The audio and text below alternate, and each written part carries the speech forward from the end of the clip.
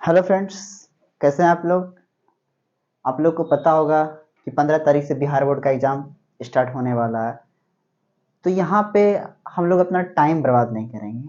ये अपना कोई भी यहाँ पे प्रचार वगैरह नहीं करना है हमको, या कुछ चैनल के बारे में बताना नहीं है। आप लोग का टाइम देखते हुए हमको आप लोग को एक टारगेट बनाना है कि अच्छे से अच्छा मार्क्स अचीव कर सके। ठीक है, तो हम लोग स्टार्टअप करते हैं। जो जो भी वीवीआई टॉपिक है, आज उस कुछ क्वेश्चंस लिखाएंगे जिसका गारंटी हम लेते हैं 90%, 99% हम गारंटी लेंगे इस चीज का। जो भी यहाँ पे आपको बताया जाएगा वो चीज आपका पेपर में देखने के लिए मिलेगा। इस चीज का हम गारंटी लेते हैं, और एक बार ट्रस्ट करके मेरे ऊपर देखिए। और जो भी इंपॉर्टेंट चीज है आगे का वीडियो में आप लोग को मिल जाएगा। लेकिन कुछ कुछ चीज जो है आज इंपॉर्टेंट चीज जो आप लोग को देखना है, इंपॉर्टेंट है, आज बताने वाले हैं हम। ठीक है, ध्यान से सुनिएगा। कुछ भी समझ में नहीं आएगा तो कमेंट बॉक्स में आप लोग कमेंट कर सकते हैं। तो हम अपना टाइम और आपका टाइम बर्बाद नहीं करेंगे, चलते हैं टॉपिक की ओर। तो आज हम सबसे पहले पढ़ने वाले हैं प्रकाश के बारे में। किसके बारे में? जो 10th का सबसे वीवीआई चैप्टर है, लाइट, जिसमें दो एक लॉ आता है, एक लाइट ऑफ रिफ्लेक्शन होता है, एक लाइट ऑफ रिफ्लेक्शन होता है। तो सबसे पहले हम चलेंगे लाइट ऑफ रिफ्लेक्शन के बारे में। लाइट ऑफ रिफ्लेक्शन क्या होता है? तो एक्चुअल में होता क्या, ध्यान से समझिए। लाइट ऑफ रिफ्लेक्शन क्या होता है, इसका एक नियम होता है। ठीक है, तो कोई भी चीज है, सपोज दैट ये एक सतह है, ठीक है, इस पे लाइट आया, ठीक है, तो लाइट इस पे आके जब टकरा के जाता है, रिफ्लेक्ट होके जाता है, उसी को लाइट ऑफ रिफ्लेक्शन कहा जाता है। जब प्रकाश की किरण किसी सतह पर पड़कर परावर्तित होती है, इस क्रिया को प्रकाश का परावर्तन कहते हैं। सपोज दैट ये एक परावर्तक सतह है,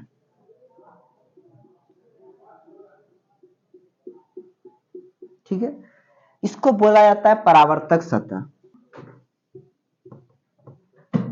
तो इसको क्या बोला गया? तो परावर्तक सतह। कोई भी जब light, source of light, suppose that हो गया सन, हो गया लाइट बल्ब, हो गया कहीं से भी कोई भी लाइट ऑफ सोर्स से जब ये रे आता है इस सतह पे, इसको बोला जाता है इंसिडेंट रे। क्या बोला जाता है? इंसिडेंट रे, आपतित किरण। इसको बोला जाता है आपतित किरण। ठीक है, और यहाँ पे जब लाइट आया और ये जब लाइट टकरा के जब जाता है, तो पहले हम क्या समझे कि ये एक सतह है जहां पे लाइट आएगा, यहां से जो रे आएगा, कोई भी सोर्स, सपोज दैट हम यहाँ पे एक सन बना लेते हैं, ठीक है, सन चचा बना लिए, यहाँ पे सन चचा बना लिए। तो ये एक सन है, एक सोर्स ऑफ लाइट हो गया। ये सन चचा का जब लाइट परावर्तक सतह पे आएगा तो ये रिफ्लेक्ट होगा। सपोज दैट कहीं वॉल पे जब लाइट आता है, दीवार पे जब लाइट आता है तो रिफ्लेक्ट होकर कहीं जाता है। तो सपोज दैट ये क्या, परावर्तक सतह है। ये क्या कर रहा है? लाइट को एक मीडियम से दूसरे मीडियम में नहीं जाने दे रहा है। ठीक है, ये अपारदर्शी सतह में पहला ऑब्जेक्टिव बिहार बोर्ड में देखते हैं, कभी कभी घुमा के जब क्वेश्चन पूछा जाता है, इस तरह से पूछा जाता है कि प्रकाश का परावर्तन पारदर्शी माध्यम में संभव है या अपारदर्शी माध्यम में संभव है। तो सबसे पहले आपको यह समझना है कि प्रकाश का परावर्तन किसमें होता है? अपारदर्शी माध्यम में। क्योंकि अगर ये लाइट यहां से आके इधर आ जाता है सपोज दैट, तो यहाँ प्रकाश का परावर्तन नहीं होता, क्योंकि लाइट को ये क्या कर रहा है? बेंड कर रहा है। जब इधर से आया लाइट, इधर बेंड करके रिफ्लेक्ट कर दिया।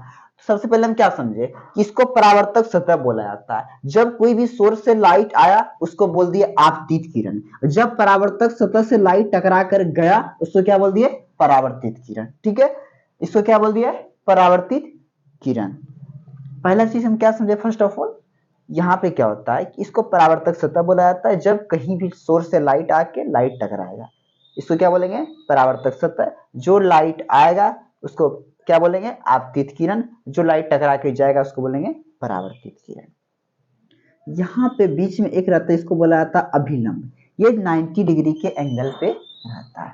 ये कितना डिग्री पे एंगल पे रहता है? 90 डिग्री के एंगल पे रहता है। ठीक है, तो इसको बोले आपतित किरण, इसको बोले अभिलंब, इसको बोले परावर्तित किरण, इसको बोले परावर्तक सतह। ध्यान से समझिएगा, कोई भी दिक्कत होगा तो कमेंट कर सकते हैं। ये बहुत वीवीआई है आप लोग के एग्जाम के पॉइंट ऑफ व्यू से, प्रकाश का परावर्तन के नियम। ठीक है, इसको बोले आपतित किरण, इसको बोले परावर्तित किरण, इसको बोले परावर्तक सतह, इसको बोले अभिलंब। ठीक है, तो यहाँ पे जो एंगल बनता है ये बनता है 90 डिग्री का एंगल, ये पूरा। ठीक है, और ये भी पूरा बनता है 90 डिग्री का एंगल। सपोज दैट अगर ये इसको बोला जाता है आपतित किरण, इसको बोला जाता है अभिलंब, इसके बीच में जो एंगल बना है, इसके बीच में जो एंगल बना, इसको बोला जाता है आपतन कोण। तो डिफिनेशन पूछेगा बिहार बोर्ड में कि आपतन कोण किसे कहते हैं, तो बोलना है आपतित किरण तथा अभिलंब के बीच बनने वाले कोण को आपतन कोण बोलेंगे। सिंपल है भाई। और परावर्तन कोण, आप परावर्तित किरण तथा अभिलंब के बीच बनने वाले कोण को परावर्तन कोण कहेंगे। पहला चीज क्या समझे, इसको परावर्तक सतह बोले, इसको आपतित किरण बोले, इसको परावर्तित किरण बोले, इसको अभिलंब बोले।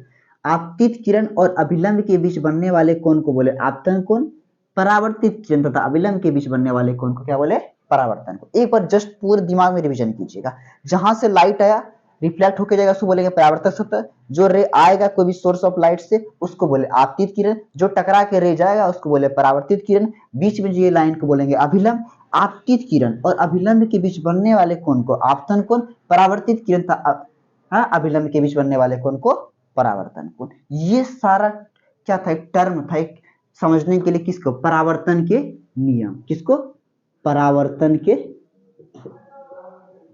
नियम।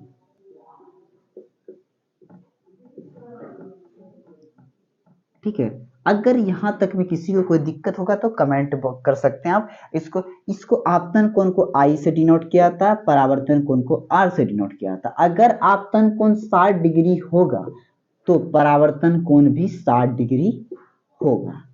अगर आपतन कोण 30 डिग्री होगा तो परावर्तन कोण भी 30 डिग्री होगा।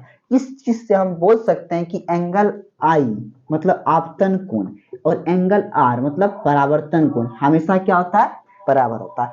इस चीज का कंक्लूजन हम क्या सकते, अगर कोई भी रे 30 डिग्री पे आ रहा है, आपतित हो रहा है, तो 30 डिग्री पे ही रिफ्लेक्ट होगा। ये नियम कहता है कि अगर हम कोई भी रे सोर्स ऑफ लाइट से रे परावर्तक सतह पर 30 डिग्री एंगल से आ रहा है तो परावर्तक सतह पर 30 डिग्री से ही रिफ्लेक्ट होगा। Angle i equal to angle r मतलब आपतन कोण हमेशा परावर्तन कोण के बराबर होगा। इसका परावर्तन का नियम आता है एग्जाम में लिखने जो सबसे इंपॉर्टेंट है। एक बार और डायग्राम को हम समराइज कर देते हैं।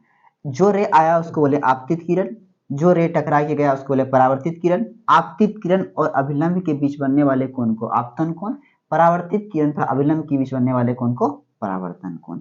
और जिस सतह पे लाइट आके टकराएगा उसको बोलेंगे परावर्तक सतह, और जिस बिंदु पे लाइट टकरा के जाता है उसको बोला जाता है आपतन बिंदु। और आप इसको बोला जाता है आपतन कोण को आई से डिनोट किया जाता है, परावर्तन कोण को आर से डिनोट किया जाता है। अब इसका हम नियम को लिखेंगे।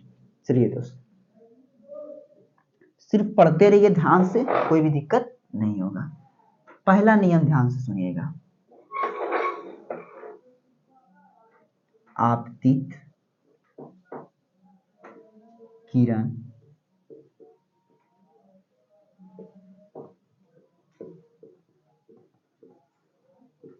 परावर्तित किरण तथा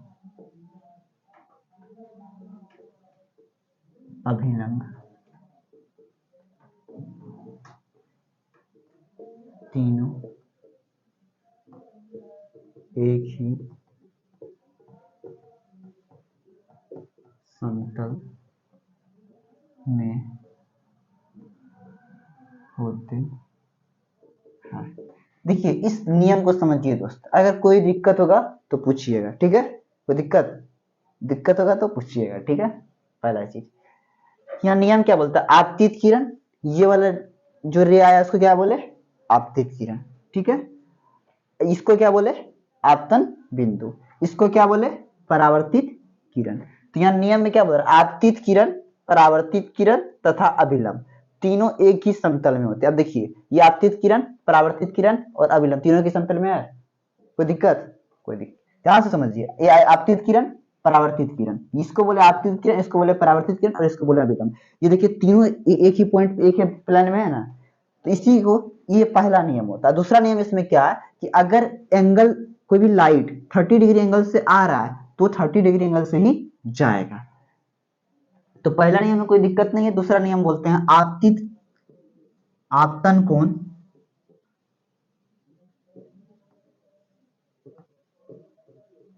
आपतन कोण एंगल आई और परावर्तन कोण हमेशा बराबर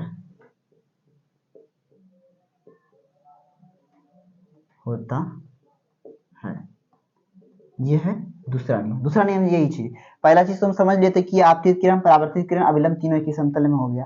और दूसरा चीज देखिए एंगल आई और एंगल आर, अगर एंगल आई का मान 30 डिग्री है तो एंगल आर का मान भी कितना होगा 30 डिग्री। मतलब आपतन कोण और परावर्तन कोण हमेशा बराबर होता है। ये था परावर्तन का नियम। अगर किसी को कहीं भी परावर्तन का नियम में दिक्कत होगा तो हमको आप कमेंट करके बता सकते हैं। हम एक बार आपको पूरा इसको समराइज कर सकते हैं, ज्यादा नहीं तो ज्यादा वीडियो लंबा हो जाएगा, आप लोग के लिए थोड़ा सा अच्छा नहीं रहेगा। ठीक है, एक बार समराइज कर रहे हैं। इसको बोलेंगे परावर्तक सतह, इसको बोलेंगे आपतित किरण, इसको बोलेंगे परावर्तित किरण, इसको बोलेंगे क्या, आप ही लोग बताइए, अभिलंब। क्या बोलेंगे, अभिलंब। तो आपतित किरण और अभिलंब के बीच बनने वाले कोण को आपतन कोण, परावर्तित किरण तथा अभिलंब के बीच बनने वाले कोण को परावर्तन कोण। आपतित किरण, परावर्तित किरण और अभिलंब तीनों एक ही समतल में है। दूसरा नियम क्या है, एंगल आई और एंगल आर हमेशा बराबर होगा। यही था आपका परावर्तन का नियम। अब आप लोग कमेंट कर सकते हैं कोई भी दिक्कत होगा तो।